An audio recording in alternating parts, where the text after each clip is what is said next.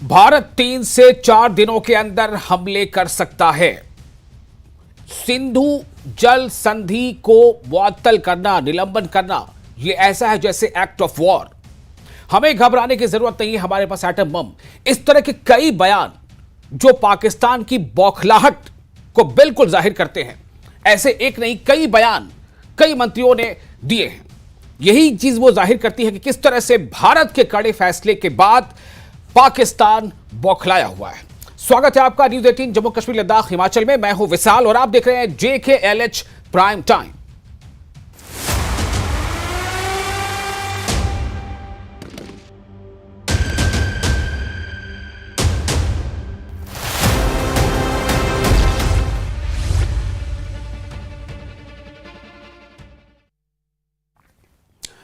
तो आपको बता दें, जिस तरह से 22 तारीख को पहलगाम पर आतंकी हमला किया गया, जिसके बाद से पूरे देश में पाकिस्तान के खिलाफ लगातार गम और गुस्सा न सिर्फ बढ़ा बल्कि वो बढ़ता ही जा रहा है। और एक के बाद एक भारत सरकार ने ऐसे कई फैसले लिए हैं जिसने पाकिस्तान की नींद उड़ा दी है।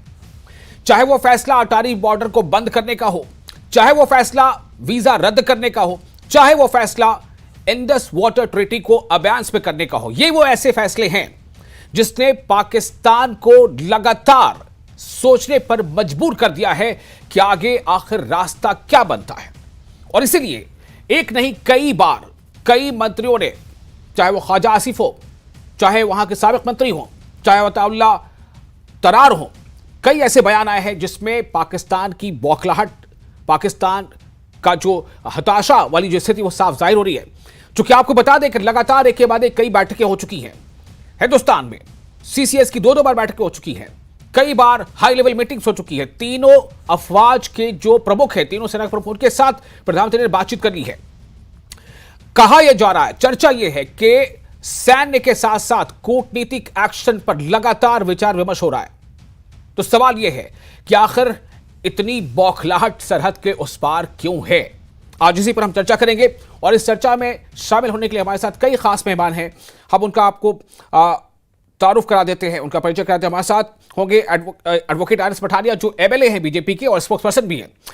साथ ही हमारे साथ जुड़ चुके हैं captain Anil Gaur, retired defence expert भी हमारे साथ वो जुड़ चुके हैं। कैप्टन अनिल साहब, आपका बहुत इस्तकबाल है, बहुत स्वागत है।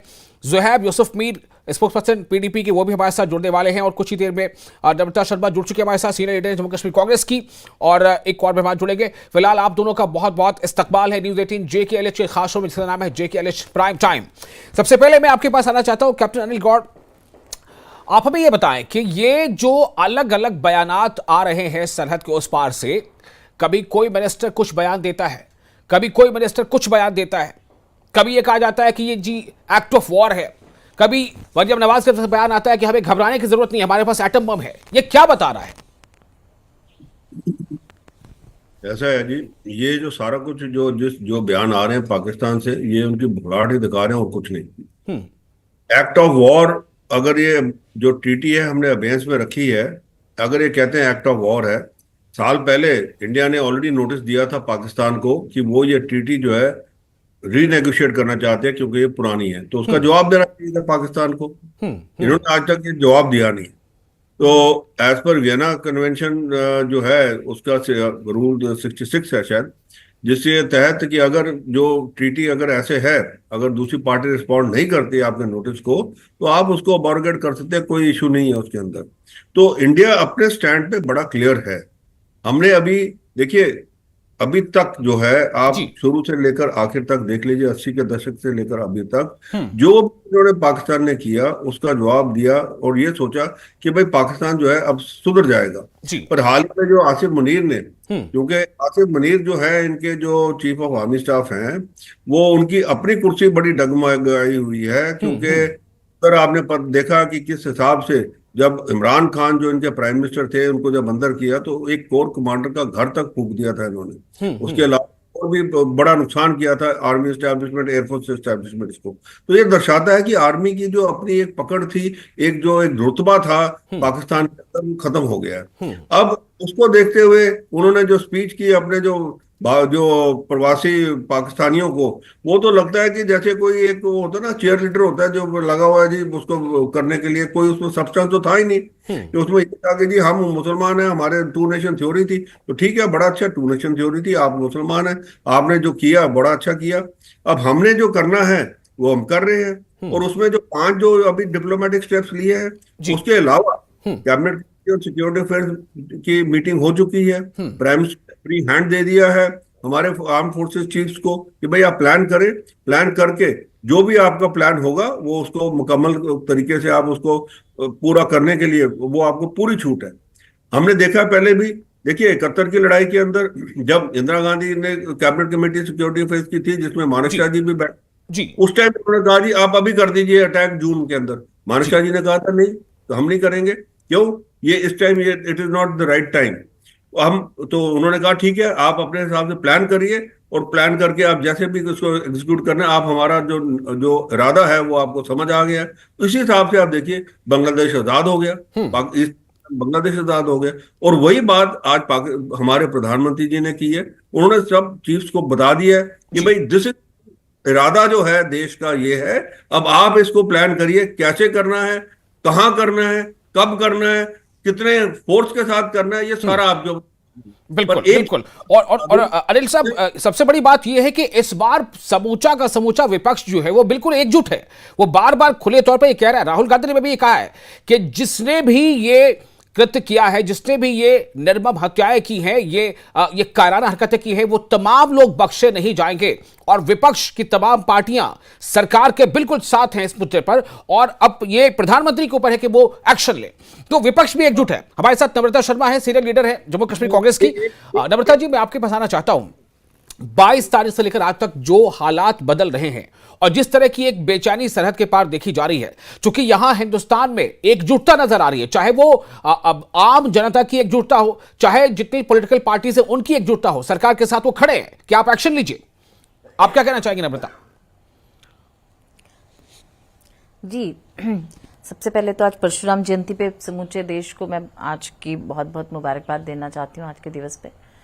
उसके साथ ही आज जो आपने बहुत इंपॉर्टेंट विषय रखा है आज डिबेट का, इसमें गंभीरता से इसको लेते हुए मैं आपसे ये कहना चाहती हूँ कि आज विपक्ष में कांग्रेस पार्टी है और तमाम अलग वो पार्टियां हैं जो संवेदनशील हैं इस मसले को लेकर और देश की एकजुटता के लिए वो इकट्ठे खड़ी हैं, क्योंकि ये देश की अखंडता का सवाल है, देश की एकता का सवाल है। और आज प्रहार देश की जनता के ऊपर हुआ और 28 सिविलियंस जिनका कुछ गुनाह नहीं था, सिर्फ ये था कि जब उन्हें लगा कि आज प्रधानमंत्री और हमारे जो गृह मंत्री हैं वो रोज कह रहे हैं कि कश्मीर बिल्कुल सुधर चुका है, वहां सब चीजें खत्म हो चुकी हैं, तो उनके दिलासे पे वो वहां पर्यटक बन के गए।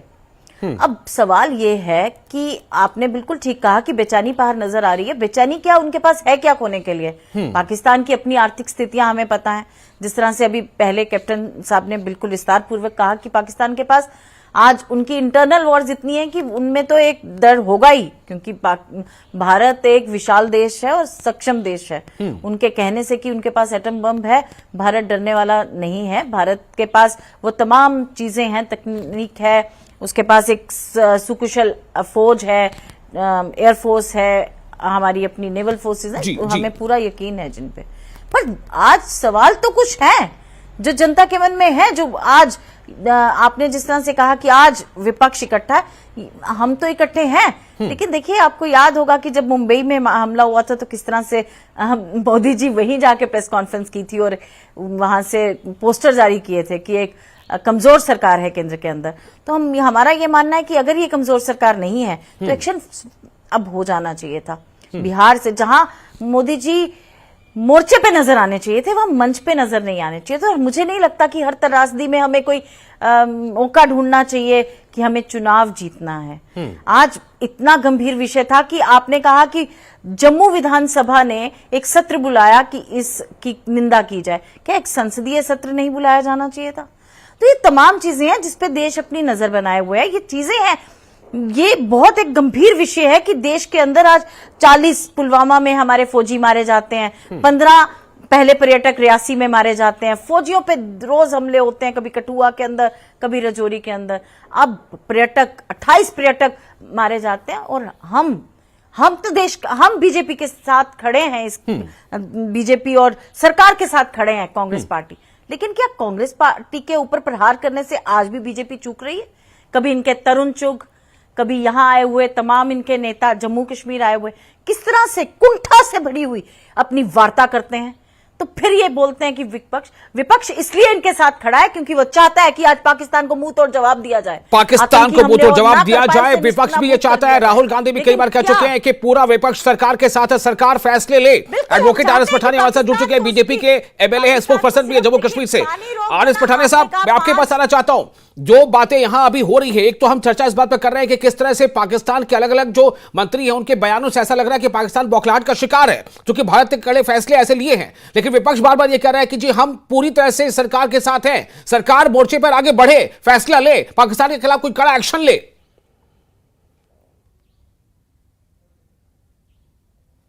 पठानिया साहब, आपको अनम्यूट करना होगा खुद को जी, आप खुद को अनम्यूट कर लें प्लीज।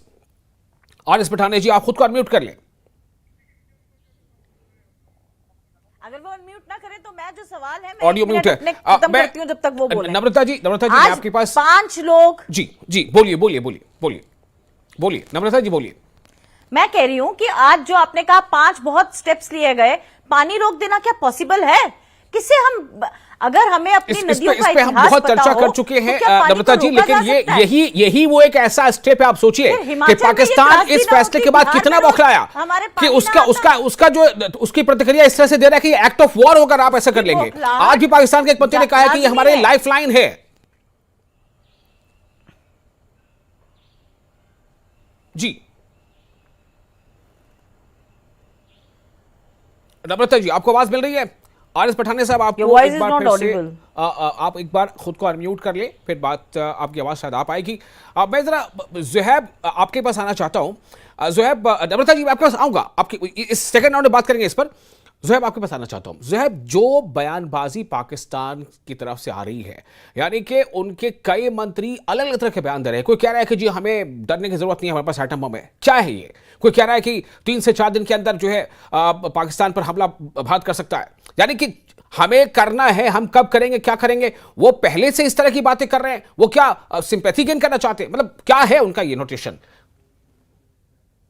ये तो मुझे नहीं पता है कि पाकिस्तान के साइड से उनकी क्या है, उनके इम्कान क्या है, या उनकी डिफेंस स्ट्रैटेजी क्या है। I can not tell you about that. हाँ, मैं अपने देश के बारे में बोल सकता हूँ। मैं ये कह सकता हूँ कि जैसे नम्रता जी ने एक बहुत बेहतरीन और शानदार बात कही कि हमें इस टाइम पे एक दूसरे पे तंज नहीं कसना चाहिए। हमें अगर विपक्ष का पूरा साथ मिला है तो उस पे आपको तंज नहीं कसने चाहिए, और ये पॉलिटिकल लड़ाई इस टाइम पे नहीं होनी चाहिए। उसी चीज को मैं फर्दर आगे बोलते हुए ये कहता हूं कि जिस तरीके से हमें इस टाइम पे पॉलिटिकल डिवाइड नहीं करना है, उसी तरीके से हमें सोशल डिवाइड भी नहीं करना है। जी, अगर आपने देखा होगा विशाल साहब कि किस तरीके से देश में इस टाइम पे एक हिसाब से वो नग्न नाच चल रहा है कि हिंदू मुस्लिम वाला एंगल इसमें लाया जा रहा है। अगर देश की जो सेनाएं हैं उनके ऊपर इतनी बड़ी जिम्मेदारी है, वो भी एक्सपेक्ट करेंगे कि पूरा देश एकजुट रहे, सोशल लाइंस पे, कास्ट लाइंस पे, किसी भी लाइंस पे डिवाइड ना हो, और पॉलिटिकल पार्टीज भी रिस्पॉन्सिबली अपने आप को कंडक्ट करें, ताकि हम ये लड़ाई अगर हमें करनी है, ultimately war should be, and war जो होता है वो आखिरी एक वो स्टेप होता है। अगर अब उस चीज पे बन ही आई है तो ठीक है, हमारा देश भी सक्षम है। लेकिन eight the same, because predominantly अगर आप देखें, हम वॉर मॉन्गर्स तो हम है नहीं, India is not into war mongering, but अगर अब उस चीज पे बन ही आई है तो हम भी इतना जज्बा और ताकत रखते हैं कि हम जवाब दे सके। बट सबसे पहले हम लोगों को वॉर मॉन्गरिंग वाले प्रोपागैंडाज और डिवीजन वाले प्रोपागैंडाज न्यूज चैनल्स पे, टीवी डिबेट्स पे नहीं चलाने चाहिए, क्योंकि इसकी वजह से देश की जो अखंडता है उस पे गलत असर पड़ते हैं। और एक्सपेक्टेशन रखेंगे डिफेंस फोर्सेस की, जितनी भी पॉलिटिकल पार्टीज है, स्पेशली आपको पता है कि मैं अभी रूलिंग डिस्पेंसेशन की बात कर रहा हूं या उनके फ्रिंज एलिमेंट्स की बात कर रहा हूं, it is their greatest responsibility to keep the country together. अगर इस मौके पे भी अब ये हिंदू मुस्लिम वाला एंगल लेके आ रहे हैं आप जी और कंट्री को डिवाइड कर रहे हैं, तो वो ठीक बात नहीं है। इससे एक गलत मैसेज जाती है और इससे एक एक इंप्रेशन ही गलत होता है। Are we fighting the enemy और are we fighting each other, ये सवाल पैदा हो जाता है उसमें। बिल्कुल, ये तो सवाल अपनी जगह पर एकदम वाजिब है, मैं इसे इनकार नहीं करता। लेकिन आज हम जिससे चर्चा कर रहे हैं कि ये जो हताशा, ये बौखलाहट है, और जो आप कहना चाह रहे हैं कहीं ना कहीं वो यही चीज है। दुश्मन जो है, हम कुछ ऐसा ना करें कि वो खुश हो। मैं पठानी साहब आपके पास आना चाहता हूं। अगर आप सुन पा रहे होंगे अब तक जो मेहमानों ने बातें कही हैं, नमिता शर्मा ने जो बात कही है, या हमारे साथ अनिल गौड़ साहब हैं, कैप्टन अनिल गौड़ रिटायर, वो मेरे साथ मौजूद हैं। तो ये तमाम बातें हैं। पठान साहब, मैं आपके पास आना चाहता हूं। आप हमें ये बताएं कि एक तरफ लगातार भारत के कड़े फैसले, बड़े फैसले, दूसरी तरफ पाकिस्तान की तरफ से इस तरह के बयानात, आप उससे वाकिफ हैं। कोई कह रहा है कि जी हमारे पास एटम बम है, हमें डरने की जरूरत नहीं। कोई कह रहा है कि 3 से 4 दिन में हमला हो जाएगा। कोई कह रहा है कि ये एक्ट ऑफ वॉर है। इस पर आपका फर्स्ट रिएक्शन? जी, चूहा है पाकिस्तान, दिल में घुस गया है। जो और परगवाल वाली साइड भी बॉर्डर पे जो सानिया आपने सुनने का मिला होगा, अंदर से इनकी रूह कांपती हुई है। उन्होंने सोचा कि ये तमाशा और शो करेंगे और इनको पूछेगा कोई नहीं। मेरा कहना है कि जो सर्जिकल स्ट्राइक का बालाकोट में जो हुआ वो अपने आप को सांकेतिक का सिंबॉलिक था। इस बार जैसा कि देश के प्रधानमंत्री नरेंद्र मोदी जी ने कहा है, पहल काम के जो विक्टिम्स हैं उनको इंसाफ मिलेगा और इंसाफ मिल के रहेगा। ये पूरे देश के जनमानस के मन का मूल्य है, बल्कि प्रवाह है ये पूरे देश का स्पिरिट भी है और सेंटिमेंट भी है। जी, जहां तक आपने अभी पॉलिटिशियन की बात की, मेरा हाथ जोड़ के बहुत ही विनम्र निवेदन है। एक बात तो बड़ी साफ और स्पष्ट की, ये जो हमला हुआ है पहलगाम, इससे न सिर्फ पहलगाम के विक्टिम, न सिर्फ जम्मू कश्मीर, न सिर्फ भारत, बल्कि पूरी दुनिया को अपने आप में हिला दिया है। ऐसे शॉकिंग है तो ये जो विजुअल्स चले हैं। दूसरा, इसका पूरा जो प्रोग्राम था, आपको नाम पूछ के, मजहब पूछ के आपको गोली मारी गई, आपको मौत के घाट लाया गया, फिर कुछ ऑफेंसिव वहां पे कुछ हरकतें, कुछ एक्टिविटीज भी की गई। तो ये जो पूरा का पूरा प्लान था, प्रोग्राम था, इस वक्त प्लान की डिवाइड क्रिएट करेंगे, डिवीजन क्रिएट करेंगे, हल्ला होगा, कम्युनल क्राइसिस होंगे। लेकिन ऐसा हुआ नहीं, पूरा देश यूनाइट था। देश में चाहे वो कश्मीर की जामा मस्जिद हो, या दिल्ली के शाही इमाम हो, या तमिलनाडु में या कर्नाटक में वो लोग जिन्होंने नॉर्थ के साथ एक गैप बना के रखा था, हर एक ने एक स्वर में, एक आवाज में उसको कंडेम किया। लेकिन इसलिए ये भी बात है कि पिछले 2-3 दिनों से जो कुछ कंफ्लिक्टिंग, और मैं धन्यवादी हूँ सब पॉलिटिकल पार्टी का, विशेषकर तो कांग्रेस का, कि जिन्होंने अपनी वर्किंग कमेटी में और विशेषकर ऑल पार्टी बैठक में कंस्ट्रक्टिव स्टैंड लिया। लेकिन इसके बाद ही कंफ्यूजन, ये सीधा रवैया साहब क्या बोल रहे हैं, तारिक हमीद कारा साहब क्या कह रहे हैं, मैं पूछना चाहूंगा सेठुद्दीन सोज क्या कह रहे हैं, विजय चटपटी महाराष्ट्र से क्या कह रहे हैं। ठीक है अरे पठाने जी, मैं बहुत मुझे अफसोस है कि आपकी आवाज बहुत ठीक से नहीं आ पा रही है। मैं हमारे दर्शक आपको ठीक से नहीं सुन पा रहे होंगे। मैं कोशिश करूंगा फिर आपका दोबारा जुड़ने की, ताकि बातचीत। नम्रता जी, आपने सुना होगा, अगर कुछ समझ पाई होंगी आप उनकी आवाज, तो उस पर रिएक्शन देख लें। पहले मैं जरा जाना चाहूंगा फिर से एक बार कैप्टन अनिल गौड़ साहब के पास। कैप्टन अनिल गौड़ साहब, ये जो चिंता व्यक्त की जा रही है कि एक हम ऐसे दहलीज पर खड़े हैं जहां पर हमारे सामने स्थितियां आगे कुछ भी हो सकती हैं, हम बहुत ताकतवर हैं, लेकिन इसके साथ साथ ये कि क्या जो एकजुटता को कुछ लोग, कुछ ग्रुप, कुछ कहीं कहीं कुछ जो है इस तरह के इंसिडेंट्स कर रहे हैं, अगर जिसकी तरफ अभी ज़ुहैब ने इशारा किया है या नम्रता जो इशारा कर रही हैं, वो किस हद तक आप देखते हैं कि ये एक मतलब उसे ठीक किया जाना चाहिए और एकजुटता के लिए ये कितना जरूरी है? वसूल साहब, बात ये है बड़ी क्लियर कि जो भी इस देश के साथ नहीं खड़ा, या जहां पे भी कोई अगर ऐसा मुजाहरा होता है, क्योंकि ये इंस्टेंसेस हुए हैं और ये मैंने भी देखे हैं कि वहां पे लोग जो हैं पाकिस्तान जिंदाबाद के नारे लगाते हैं। जब ऐसे मौके पे ऐसी बात होती है तो नेचुरली ये तो खून खोलेगा जो भी वहां खड़ा होगा कि भाई अभी पाकिस्तान जिंदाबाद के नारे कैसे लगा रहे हो आप इस देश के अंदर। तो ये तो अपोजिशन भी है और जो जो रूलिंग पार्टी भी है, इनको अपने देखना है कि भाई इनके लोग क्या कर रहे हैं। ये हमारे देखिए, हमारे इधर जब डिफेंस में तो आपको पता है कि हमारे तो सारे के सारे जो मेरे ट्रुप्स होंगे, मेरे ट्रुप्स अगर मुसलमान है तो मेरा रिलीजन जो है वो मुसलमान है, मैं इस्लाम हूँ, मैं नमाज भी पढ़ूंगा।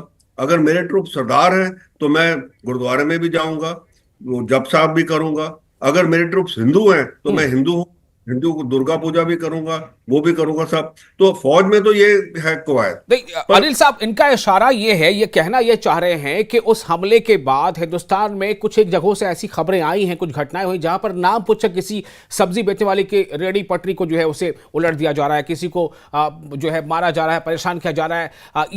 ये जो घटनाएं सामने आ रही हैं, इस पर चिंता ये व्यक्त कर रहे हैं जो है पीडीपी वाले। मैं वही कह रहा हूँ, देखिए देखिए, ऐसे तो किसी कोई मारता नहीं है किसी को। ये तो कोई है नहीं कि भाई जाके उधर जाके सीधा उसको पकड़ लिया कि भाई इसको पकड़ के तो मारना शुरू कर दिया। इसमें देखिए, जब आप तहकीकात करेंगे ना, इसमें एक बात जरूर आएगी सामने।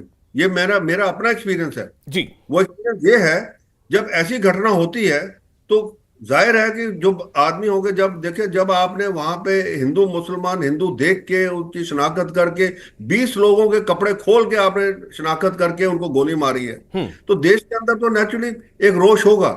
अब कोई जाता है सब्जी वाले के पास, या वो उसको उसको नहीं पता है कौन है, वो कहता है भाई हिंदुस्तान जिंदाबाद, वो कहता है जी मैं तो नहीं बोलता।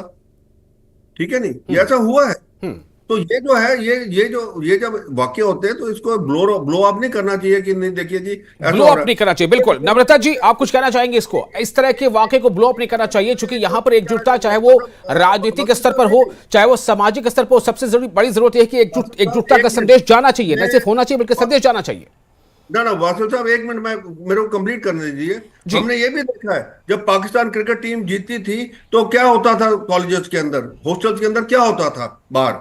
तो देखिए, ये जो चीज है, इससे आप आंखें बंद नहीं कर सकते। आपने अपने लोगों को समझाना कि भाई देखो, आप हिंदुस्तान में हैं, आप हिंदुस्तान के साथ हैं। अब पाकिस्तान की क्रिकेट टीम जीती, आप वहां पटाखे फोड़ते हैं। आपका मैसेज क्लियर है, आपका मैसेज क्लियर है। मैं इसी पर रिएक्शन लेना चाहता हूं, समय की थोड़ी कमी है। नम्रता जी, आप कुछ कहना चाहेंगी? सबसे पहले तो मैं पठानिया साहब का जवाब देना चाहती हूं कि आज वोटों का सौदागर, संवेदना से अनजान, हर त्रासदी में ढूंढता है चुनावी मैदान, तो हमें बता रहे हैं, विपक्ष को घेरने की कोशिश कर रहे हैं। सत्ता में कौन है? विपक्ष अगर निकम्मा भी सही, आज जवाबदेही तो मोदी जी से पूछ रही है ना दुनिया। हमसे तो आपने 26/11 के बाद इस्तीफे मांगे और हमने इस्तीफे दिए। आज आप देने की काबिलियत है? दे सकते हैं प्रधानमंत्री पद से, और गृह मंत्री अपना इस्तीफा दे सकते हैं। यहां आते हैं, बात करते हैं, पानी रोक देंगे। आपने जो 5 बताई हैं बातें, क्या पानी रोका जा सकता है?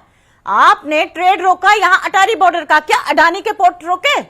तो आज चीजें बहुत स्पष्ट हैं कि आपकी नीति में खोट है, इसीलिए आपको इस तरह की बातें करनी पड़ रही है। वरना इस वक्त जब जवाबदेही मांग रही है जनता, तो आप कांग्रेस को कटघरे में खड़ा करना चाहते हैं। आपको क्या कांग्रेस को घेरना ज्यादा जरूरी है, विपक्ष को घेरना ज्यादा जरूरी है, या पाकिस्तान को जवाब देना, या उन लोगों को जवाब देना? आप हिंदूवादी विचारधारा के हो कि आप हिंदुओं का कत्ल करवा गए कश्मीर के अंदर। 28 हिंदू मारे गए ना, मैं आप ही से जानना चाहती हूँ कैसे मारे गए? देखिए, इस बात पर एकजुटता खुद आपकी पार्टी के जो बड़े शीर्ष नेतृत्व है कांग्रेस का, वो ये दे चुका है, एकजुटता का मुजाहरा कर चुका है, ये कह चुका है कि आप एक्शन लीजिए। राहुल गांधी ने भी कहा है कि जिन लोगों ने भी कृत्य किया है उनको सबक सिखाया जाएगा, हम सरकार के साथ हैं, सरकार फैसले ले। राहुल गांधी तो घायलों के पास कश्मीर पहुंचे, क्या मोदी जी पहुंचे? क्या मोदी जी पहुंचे? क्या मोदी जी एक भी मृतक के घर पहुंचे? क्या मोदी जी ने इस चीज का एहसास करवाया कि इनकी नालायकियत के कारण ये लोग मारे गए? नम्रता जी, वक्त थोड़ी कमी है, बहुत इसको लिंगर नहीं कर सकते, बहुत सारे पहलू निकल जाएंगे। आज का फोकस ये है कि पाकिस्तान अगर ऐसे बौखलाहट का बयान दे, कहीं ना कहीं उसकी सामने वजह यह है कि हिंदुस्तान की एकजुटता। ज़ुहैब साहब, आप कुछ कहना चाहेंगे? जी। देखिए, अभी कैप्टन साहब ने एक बड़ी बात कर दी कि वो एक हिसाब से नॉर्मलाइज कर रहे हैं इस जीनोफोबिया को पूरे हिंदुस्तान में। जो अभी मसूरी में एक शॉल वाला बेचारा शॉल बेच रहा था, उसको मार पड़ रही थी। इसके अलावा मुंबई में एक लड़का था, वो अपना बिजनेस कर रहा है, उसको चार्जर का प्लग उसके सीने में ठोक दिया था। या अगर बैंगलोर से आप सुने, या कंट्री के अलग अलग जगहों से, just because he is a Kashmiri, तो उसे मारा जा रहा है। मगर यहाँ पे ये तो इस चीज को नॉर्मलाइज कर रहे हैं कि ठीक है, वो कश्मीरी था, कोई एक हाथ से ताली नहीं बजती। बट लेकिन और ये भी कहते हैं कि शायद इन चीजों को ज्यादा ब्लो आउट ऑफ प्रोपोर्शन नहीं करना चाहिए। ब्लो आउट ऑफ प्रोपोर्शन तो ये खुद ही हो रहा है ना, जब आप एक साइड से ये देखते हैं कि ऑब्वियसली उसने धर्म पूछा, लेकिन इनको एक चीज और भी एहसास दिला दूं मैं कि यहाँ पे एक लड़का आदिल था जिसने AK-47 छीनी एक टेररिस्ट से, अपने गुजराती भाई, अपने मध्य प्रदेश के भाई, अपने दिल्ली के भाई को बचाने के लिए, जिसमें उसकी अपनी जान चली गई। उसका ये कोई जिक्र नहीं करते। At the same time Sajad था जिसने अपने कंधे पे लेके टूरिस्ट को वो हॉस्पिटल लेके गए, उसका कोई ये जिक्र नहीं करते। नहीं, उसका जिक्र हो रहा है, साहब, उसका जिक्र भी हो रहा है, उसका जिक्र भी हो रहा है, और खुद आप हेमंत रैना को आप जानते हैं, उन्होंने उनकी तारीफ की है, सीएम ने उनके बारे में बातें की हैं, उसका जिक्र हो रहा है। लेकिन हाँ, कुछ ऐसे एलिमेंट्स हैं जो हो सकता है कि इस मौके से कुछ अपनी जी पुरानी कोई छोटी मोटी एक दूसरे से होती है उसको निकाल रहे होंगे। यहाँ पे कुल मिलाकर देखिए, सबसे बड़ी बात यह है कि एकजुटता जो विपक्ष की तमाम पार्टियों ने सरकार के साथ दिखाई है कि विपक्ष एकजुट है।